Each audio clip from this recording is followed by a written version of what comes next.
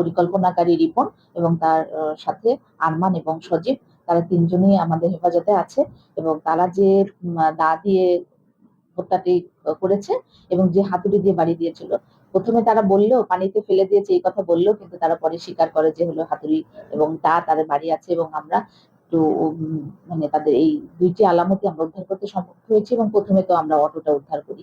তো সেই হিসেবে তিনটি আলামতই আমরা উদ্ধার করতে সক্ষম হয়েছি। আর যেটা আসলে জানিয়ে রাখতে চাই যে মস্তক যেটা আমরা এখনো পাইনি, সে উদ্ধার হবে।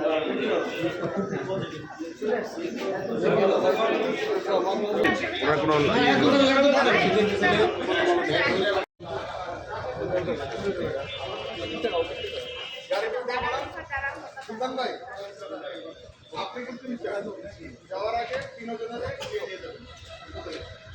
ফার্স্ট এড ক্লাস যাবে, আপনি যাবেন, আপনার হিসেবে যাবেন, আর সুমেন বাবু যাবে।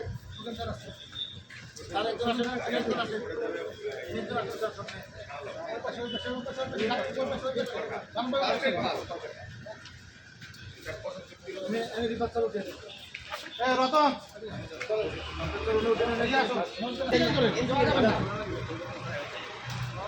ফার্স্ট এড দিয়ে নিয়ে আসেন, রবিউল ফার্স্ট এড দিয়ে নিয়ে আসেন।